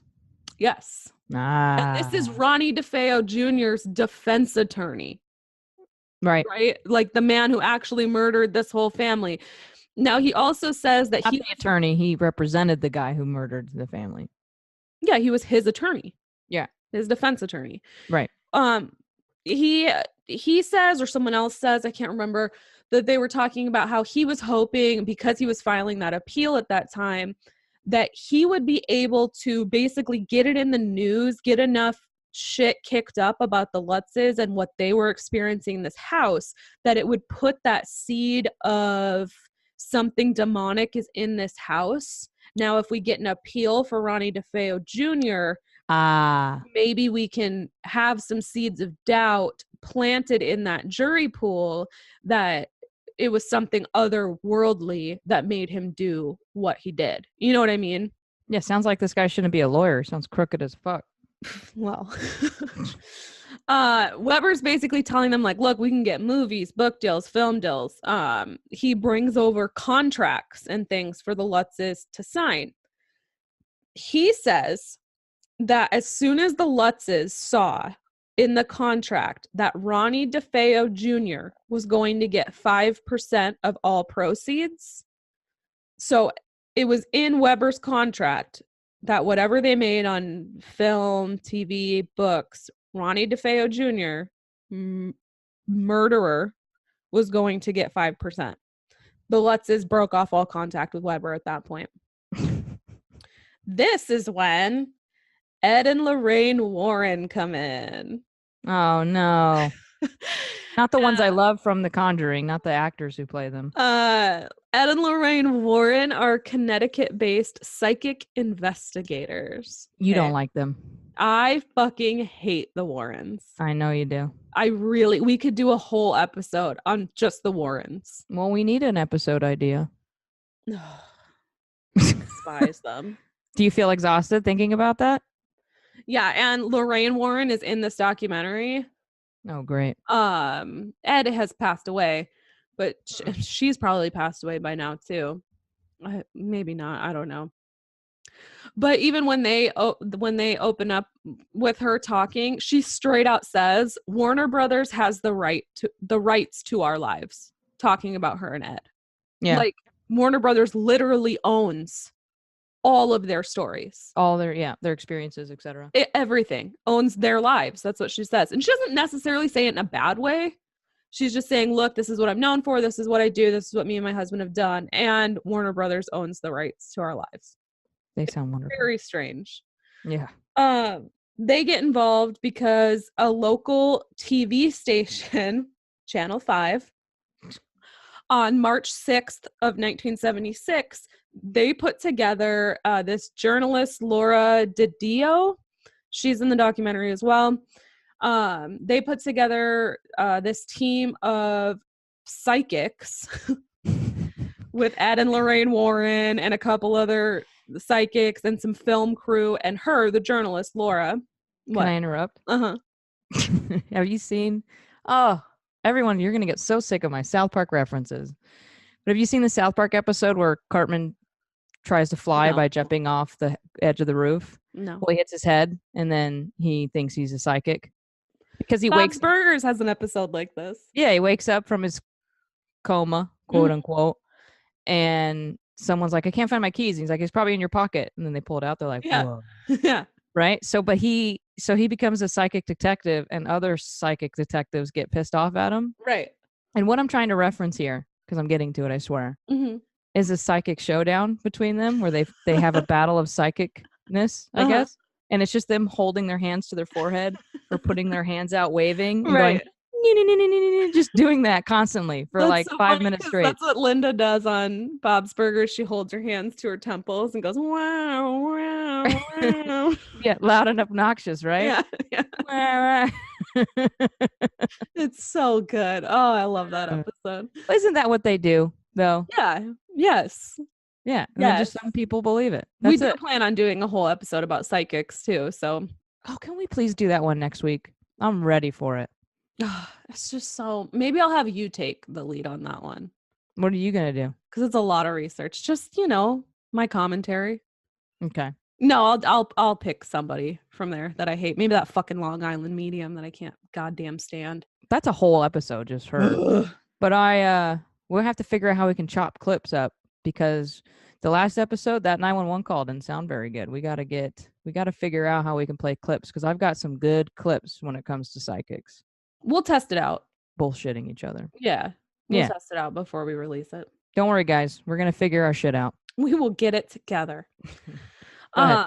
So they set out to investigate this house. Now, it's said that George Lutz meets them like at the grass line of the house to give them the keys to go in. He won't even step on the yard of the house. Okay. He just hands the journalist the keys. Like, I'm not going one step further, right?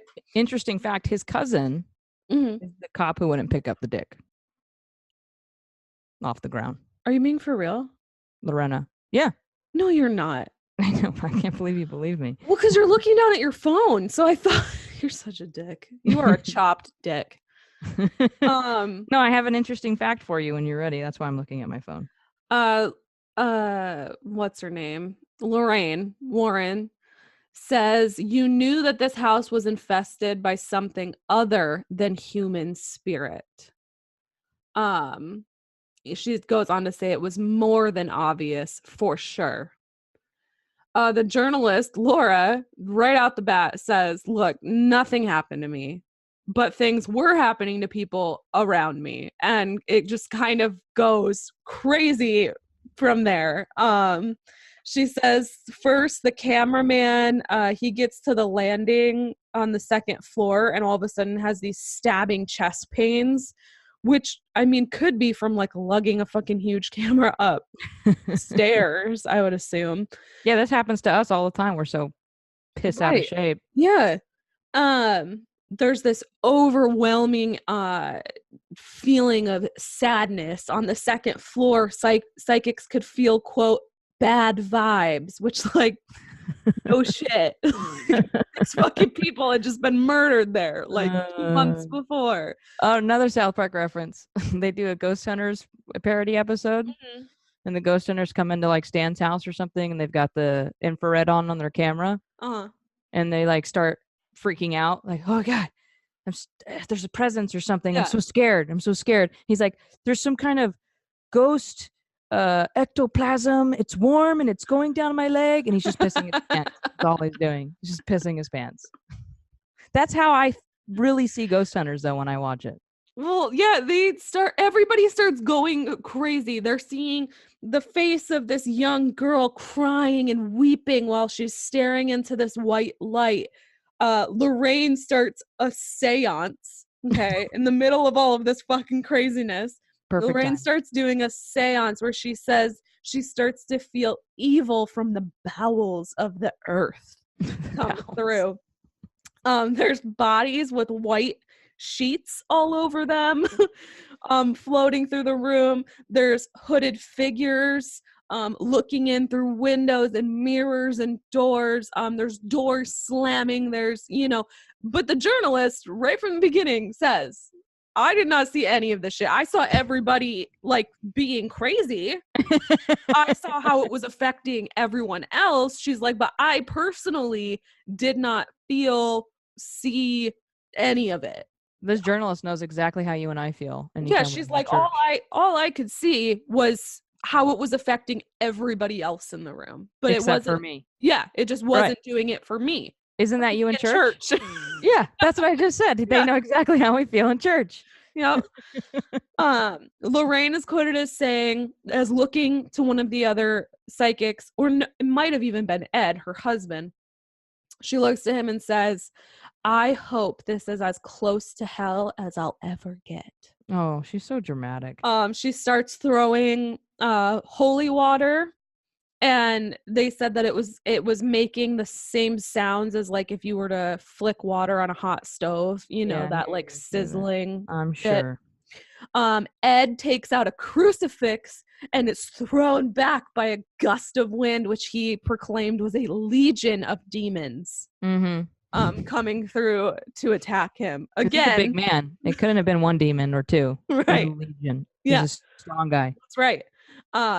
Again, the reporter did not see anything or feel anything aside from the reactions of the people around her. You know what? I wish we had the ability to film shit, like quality shit, like even B quality, because how great of a fucking movie scene. I don't know what the whole movie's about in my head right now, but the scene is their description of the experience and all this chaos. Right. Doors slamming. This guy's flying against the wall. This bitch is throwing a seance. Yep. Water's getting thrown and sizzling on the ground. Just super hyperbolic, dramatic, well shot, right? Yeah. And then it just cuts to the journalist's point of view. And things are quiet and they're just acting like crazy people. Whoa. Yeah. They're flicking the holy water. They're making the sounds themselves. It comes out of their mouth. She's slamming the door. Right. She can. He's like, oh my gosh, it's coming off the hinges. That is how great of a scene would that be? Yeah, we got to do a little skit or something. I know. We got to figure that out. During this time, they had set up some cameras that were taking pictures like every 10 or 15 seconds, like on their own. Yeah. Automated honey, what am I trying to say? It like the photos are on a timer. Yeah. Okay. One I wonder photo. How many listeners were expecting me to say that, and they're like, "Why is she calling her honey?" Wait a second. So the person that's developing the photos. Okay. They're developed photos. She wasn't there. Okay, she wasn't there that night, but she's developing the photos, and she's pregnant. And she said every time she would get to this one particular photo of this doorway, the baby in her belly would jump every time she would touch or look at this photo. So they start looking at it closer, and I've sent you the picture. Oh, great. And if you look closer at the photo, you see the figure of a little boy peering out from the doorway. And it is like a truly terrifying photo. Wait a minute. That's a little boy? Yeah. Let me look at it again. And he like has like these kind of glowing eyes. No, those are glasses reflecting the flash off the camera. Well, no, it could just be his eyes reflecting. You need to stop right now. I'm just saying, at face value, it is a creepy picture. It looks like they were in the middle of yelling. Sarah, will you open the photo right now and zoom in on that face and tell me you don't see glasses clear as day? Listen, I already know. No, zoom in and see it for yourself. I already know the But it looks like his mouth or tongue is open. Oh, I see what you're saying. Yeah, I guess I do see glasses. Thank you.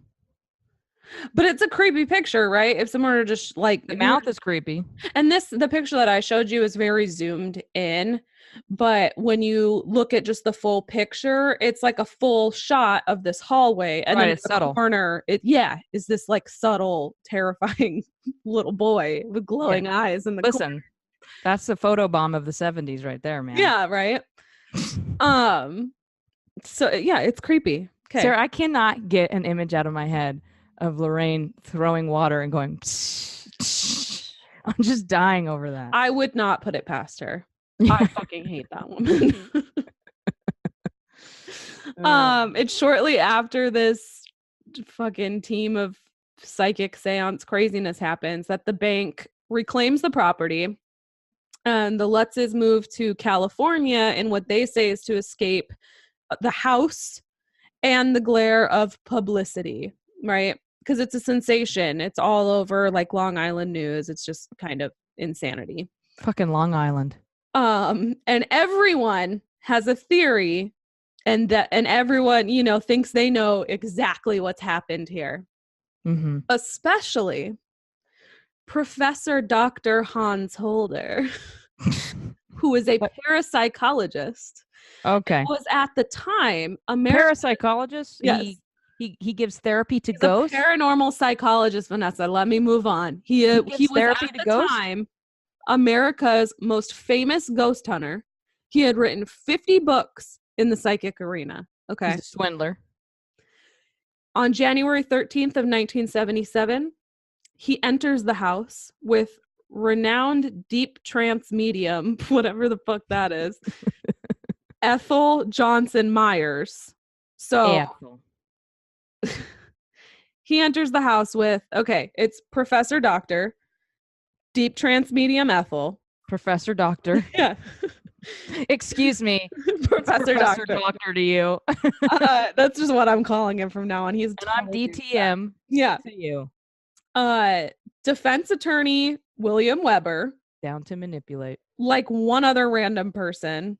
And it's a group of crooks. And the original journalist from this. Oh, there's one decent person amongst them. Laura Didio. God bless you, Laura. Uh-oh. Never mind. Take it back. So what Dr. Professor says is I thought it was Professor Doctor. We're going back? Oh, Professor Doctor. You're right. Is it Dr. Professor? Dr. Professor sounds better. Dr. Professor. I'm going with Dr. Professor. Professor Doctor. He says he needs the deep trance medium so that if if the entity is there, they can use the vocal cords of the medium to talk to him. Right? So that's why he has this deep trance medium there. So someone who's good at deep throating, probably. Well, what I was expecting with this next part was I was expecting something like from your exorcism story, the guttural voice. Yeah.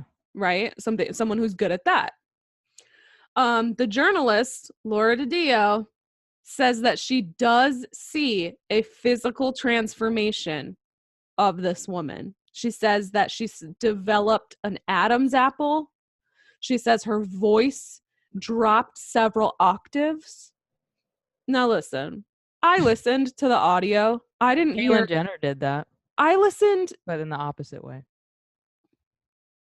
I'm sorry, I didn't mean to upset you. That. If I offended you, may I remind you she supports Trump. So that's true. Thank you. She's up for bid or up for laughs. That's true. Nothing's off limits. Right. I listened to the audio of this woman during this. Mm-hmm. I didn't hear. It just sounds like an old woman talking. I do not hear anything. Like seriously, I don't hear her voice dropping several octaves or it's not like that. I was expecting to hear like what we had heard on the exorcism episode.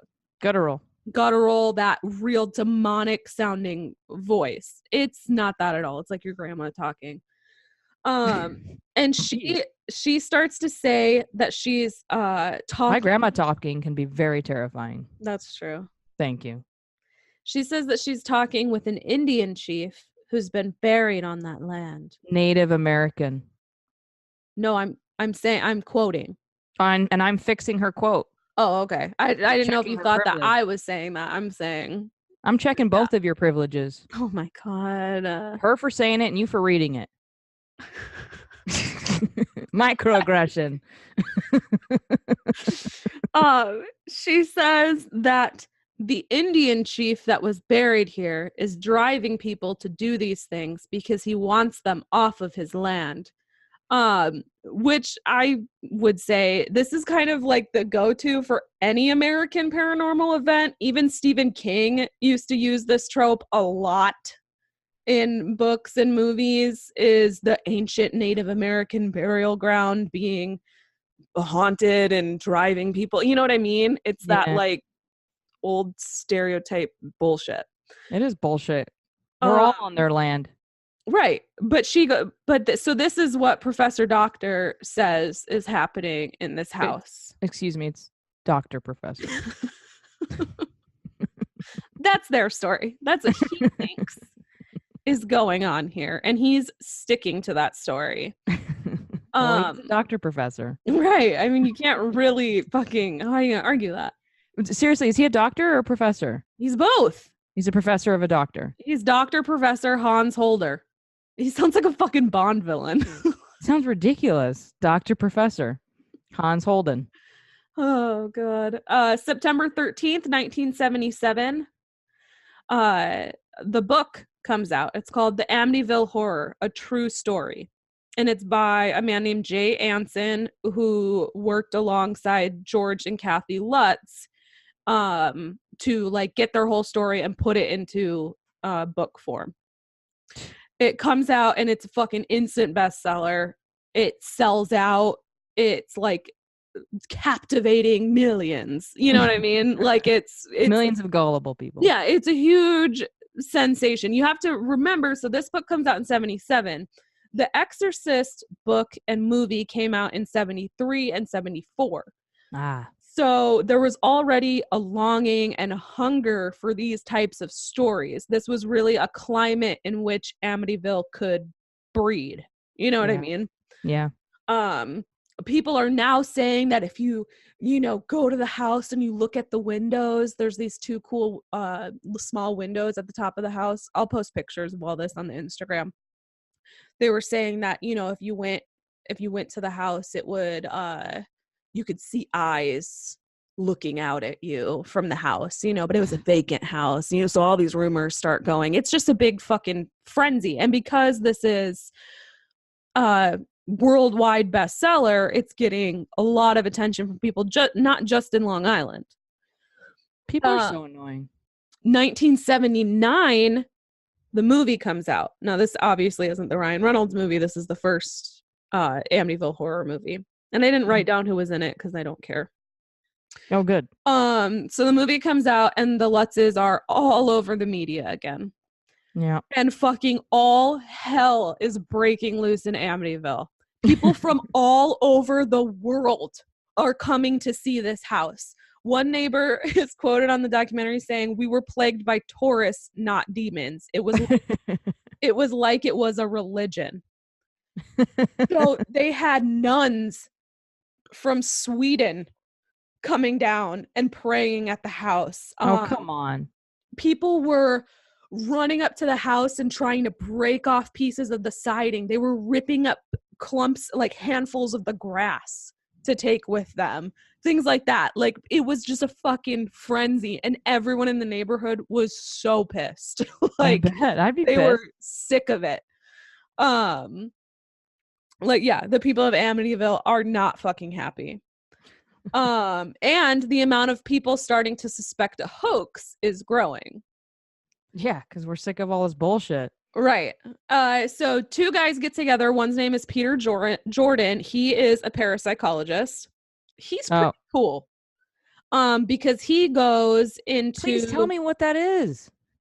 I guess you could Google what is a parapsychologist. From what I understand, it's somebody who looks at the psychology of non-human happenings. You know what I mean? Like real humans' perceptions of it? Like their psychology? I don't think so. It's somebody who is looking into the psychology behind ghosts, spirits, demons, things like that. Peter Jordan, he's a parapsychologist, but he goes into these things trying to debunk them. You know what I mean? Like, he's very skeptical of a lot of these things. And he's joined up with Rick Moran, who is a journalist. They're both really cool guys. They're both in this documentary. They're really cool. Rick Moran, straight off the bat, says, "We found 116 obvious errors in the Jay Anson Amityville horror book."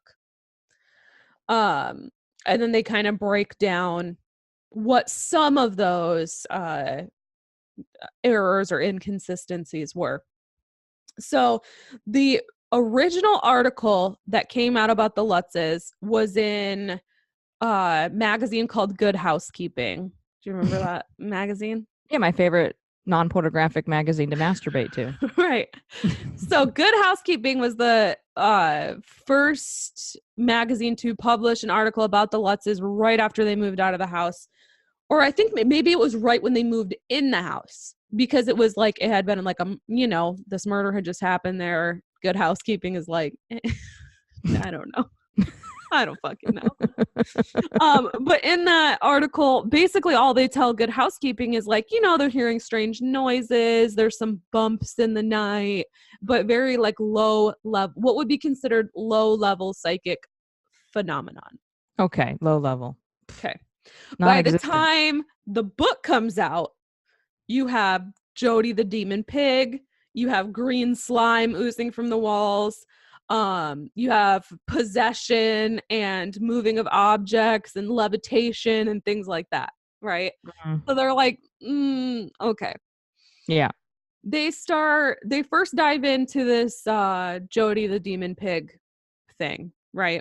Because Missy, the Lutz's daughter, had drawn a picture of Jody the Demon Pig, and it looked strangely a lot like a cat. And I'm not trying to diss her artistic abilities. She was just a small child. Maybe she grew up like little mid. Right.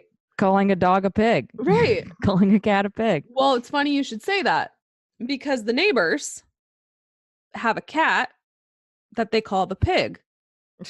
Like that's its name is the pig. They had this big fat Persian cat that would jump up in the like onto your roof, look through your windows. It would sit in the trees outside. You know, it was like this big fat outdoor cat.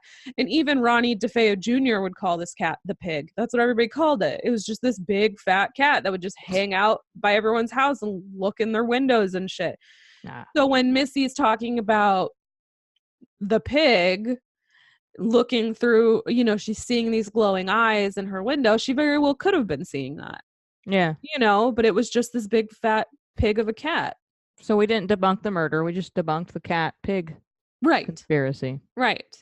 So they explain the flies with the fact that the bodies of the murdered DeFeo family were kept in that house for 48 hours. After they were taken out, the house was completely sealed off. And it was hot. Everything sealed up. It was basically a breeding ground for flies. Yep. So when the Lutzes moved in, they probably would have seen a large amount of dead flies and live flies. Now, that doesn't explain what they're saying that the flies are swarming all around, but it's saying, yes, there very well could have been some I can explain them swarming. Well, Weber, the defense attorney, he also said that, you know, those long nights where they were getting drunk on wine together and he was showing them crime scene photos. Mm-hmm. In one of those crime scene photos in Dawn's bedroom, which is the bedroom the priest told them not to go in, apparently, in one of those crime scene photos, you could see a large pile of dead flies on the windowsill. So there's another thing saying, you know, well, that probably didn't happen. I don't have photographic evidence, but I'm pretty sure the swarming of the flies was just them being dramatic. Oh, yeah. They're just, for sure. They're just flies flying. Right. Yeah. They're swarming. So then Jordan and Moran interview the new owners. There had been new owners that had moved in. I believe how you pronounce their last name was Cromarty. They asked them, like, hey, did you need to make any big repairs when you moved in? Because according to this book, judging by the book, the house must have been fucking left in shambles after the Lutzes left. There's fucking slime and broken windows and flies and holes in the wall and blood coming. I mean, it's fucking craziness in there. And the Cromartys are like, no. Everything was fine when we moved in. None of it looked new and replaced. It all looked worn and like it was, you know, authentic part of the house. But we didn't have to do any repairs. It was fine. Yeah. Then this guy, Stephen Kaplan, who, just let me get through this, okay?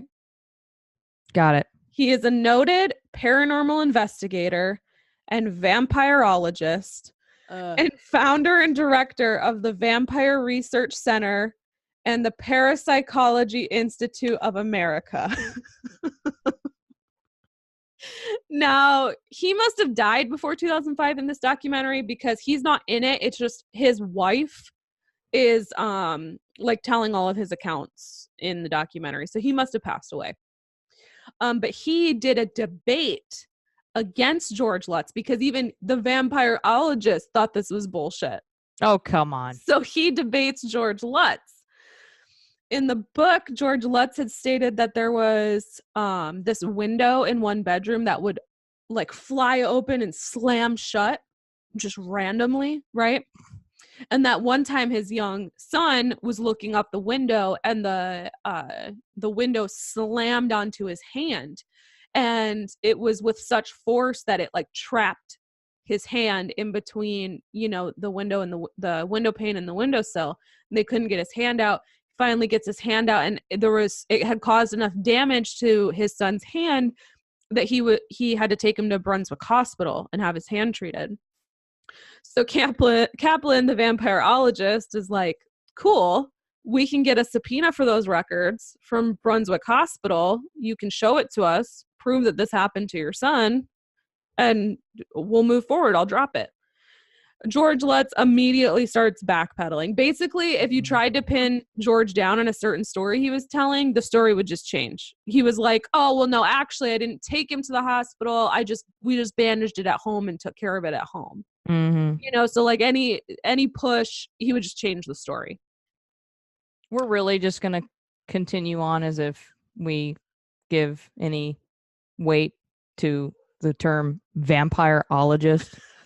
Listen, we're not even gonna pause and say something. He's not alive to defend himself.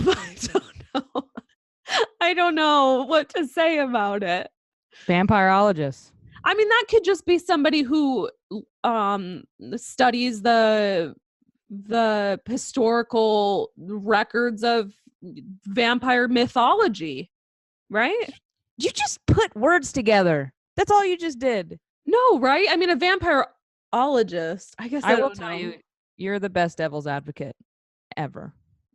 That's like, I love something, I guess you would call it a science, called cryptozoology, which is the study of cryptids like Bigfoots and chupacabras and yetis and Loch Ness monsters and things like that. I would call myself an amateur cryptozoologist. I don't think you have to go to school for it. I don't think you have to either. I think if you pay $20, you get a certificate and you're a fucking doctor, professor in vampirology. Oh my God, can you please do that for me for Christmas?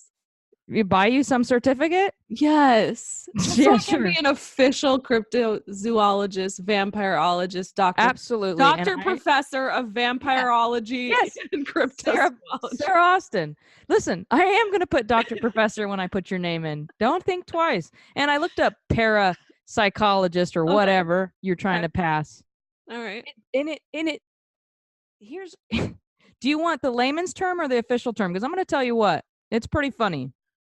Well, yeah, let's hear it. The layman's term is the study of shit that other people won't study because it's bullshit. And here's how they politely put that. Okay. Parapsychology. Noun. The study of mental phenomenon which are excluded from or inexplicable by scientific psychology. I think they're excluded from it. Because this guy,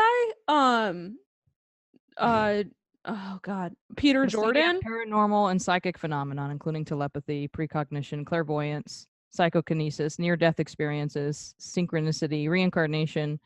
Have I said anything that's been proven? No, but this is what I'm saying is Peter Jordan, he is a parapsychologist, right? But he goes in saying, like, this is how I'm going to prove these things wrong. Right. This was not an alien. This was not a demonic possession. This was not this, and this. He's not just going in blindly like, I believe this and here's how I'm going to prove it right. So I'm guessing there are several, types of parapsychologists. You have the ones like Dr. Professor, who is going to go in and prove that this is exactly what he wants it to be. And then you have a parapsychologist like Peter Jordan, who goes in and says, nah, this is bullshit and this is why. Is there any scenario in which you're going to respect someone who introduces themselves to you with the preface of Dr. Professor? Well, that's how I'm going to start prefacing myself, so you better start respecting me. Okay. But Jordan's able to debunk the whole window thing. So him and Moran go into the room, right? He says because they're both in this documentary. They're pretty funny. Yeah. He says they're walking through the room and all of a sudden the window fucking shoots up. And Jordan's like, I almost jumped out of my fucking skin. Like, I was like, what the hell is happening? Yeah. You realize that the counterweights in the window are improperly set. And there's this one spot in the floorboards where if you stepped on it, you could literally make the window open and shut. Oh, man. Debunked. So, there's that. Right. Then Jordan and Moran confront Jay Anson, who was the author of the book. Right. They confront him about his claims that his true story novel is a complete work of fiction. And Jay Anson ends up telling Jordan something along the lines of, you're one of those naysayers who likes to write non-ghost stories. I like to make money. Which, by non-ghost stories, everyone, he means stories. Right. Right. That's it. He also tells them, someday you're going to be sitting with all your non-ghost stories broke, and I will be vacationing in the Bahamas with a truckload of cashmere sweaters. What a comeback. What a clapback. He died of a heart attack later that year. So cashmere sweaters? Yeah. So he didn't. And it's funny because it's like Jordan in the documentary, he's like, I remember driving home. Well, first he told him when he made the cashmere sweater comment, Jordan was like, that is the most ridiculous fantasy I have ever heard. I don't even understand what that's about. And then he said he was driving home and heard on the radio that Jay Anson had suffered a major heart attack and died, and he starts laughing in the documentary. And he's like, man, he never got to enjoy that truckload of cashmere sweaters. I'm like, damn, I like this guy. So Jay Anson, before he died, he had made millions of dollars off of this book, but it's said that the Lutzes only made about $250,000 from the whole book. But George Lutz, sadly Kathy has died, says that he still supports Jay Anson and the book that he wrote about their horror story. He's completely behind it. 2005 is when Ryan Reynolds' Amityville Horror movie comes out, and George Lutz fucking hated it so much that he actually sued MGM, the makers of the movie. But the judge sided with the defendants, MGM, saying that the film was a work of fiction protected under the First Amendment. Thank you. He hated it so much because basically in that movie, Ryan Reynolds, what did he sue him for? His money back? Defamation of character. Oh, come on. Because Ryan Reynolds kills the family dog in it. Yeah. He tries to kill his family and all, so he didn't like that. Yeah. At all. Joel Martin, who's a journalist and broadcaster featured in the documentary, he had a good quote that I wrote down. People want to believe there's something supernatural. There's something beyond just us. There's a heaven, there's a hell, there are prayers that are answered, there are spirits, there are ghosts. We want to believe in that kind of phenomena. We have a need to, and with that need comes the gullibility factor, frankly, when someone says, oh, this is a true story. Yeah. The current owners as of 2005, I don't know what's happened since then, I didn't bother checking, say that they've experienced nothing paranormal. Nothing. Every owner since then as nothing. The Cromarties, these people, nobody's experienced anything. And Dr. Professor is quoted in the end of the documentary. He's such a fucking little prick of an old man. You just want to punch his little old face. Excuse me, Sarah. Yeah. Dr. Professor prick. He is quoted. This is completely him. The current inhibitor doesn't believe in any of it. He's talking about the current people living there in 2005 as of the documentary.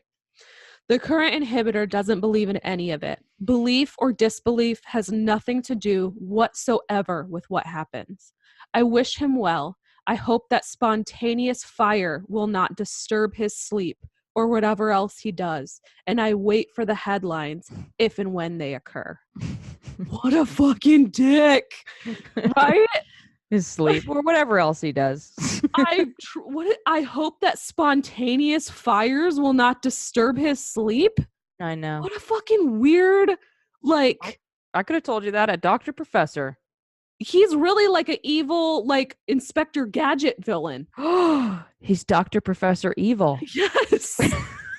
Dr. Professor Evil Hans Holden. Professor Holder. Dr. Evil. Professor Dr. Evil Hans Holder. Okay, so now they end the documentary. Okay.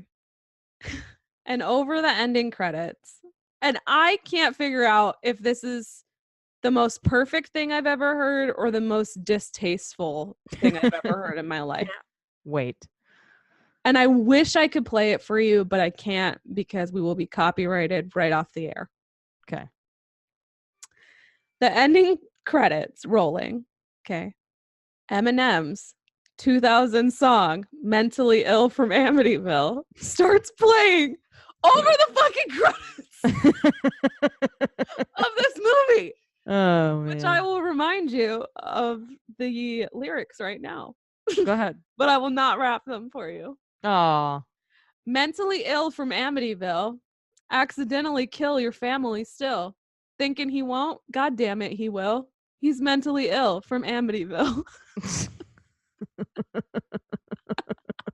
I agree with your statement. I can't tell if it's the most distasteful thing or just the most perfect. It's the most 2005 thing that's ever happened. Like, clearly the makers of the documentary got to the end and they were like, cool, guys, let's roll a joint. Listen, they were like, I have the best song. The whole documentary is, you're not expecting this. Like, it's a very serious, pretty somber documentary about this tragic murder and then subsequent haunting and subsequent hoaxes of this home. And then mentally ill from Amityville. And I'm like, what the fuck is happening? Is this for real? Having auditory hallucination. I thought maybe it was just the YouTuber had put it in there. I had to actually go look it up. No, they actually used Eminem's Mentally Ill from Amityville. Well, God bless over the ending credit. They didn't take themselves too seriously. Is the story of the most publicized haunted home in the world, the Amityville Horror Home. And another home run for you. Thank you. It's a long one. You want to know what my little interesting, well, it's not interesting. Mm-hmm. My little Deb Downer fact? Yes. Familicide? Oh, God. What percentage of familicide ends in suicide by the perpetrator? I will say 75%. Ooh, close. 60. Mm. Here's a good one. In all familicide suicides, okay, what percent is the father the perpetrator? 99. Good for you. 95. Yeah. 99. So the husband always did it. Yeah. Okay. Then who's the least likely of a family? Let's just do 4. So it's just, it covers everyone. Mom, dad, boy, son. Mm-hmm. I would say the least likely would be the daughter. Least likely is the son. Really? Yep. Which I thought was weird because in yours it was the son. Well, that's good for me. I have 3 sons. You're safe. But well, you have a husband. Yeah. 5% safe. You better take care of that husband, girl. Oh, man. You better get to it. It says only 1% of familicides are committed by an adult son. Wow. Oh, so I guess kids. They better grow up. That's right. Yeah, 1%. Whew. That's all I got. Exhausting, right? Yeah. Can we do psychics and mediums next time? Yeah, let's do that. Yeah, you want to do it? Yeah. All right. And for Easter, you guys, we're going to have a really fun episode. I'm not going to say anything more than that, but we're going to have a really fun, we're going to kill someone and bring him back to life.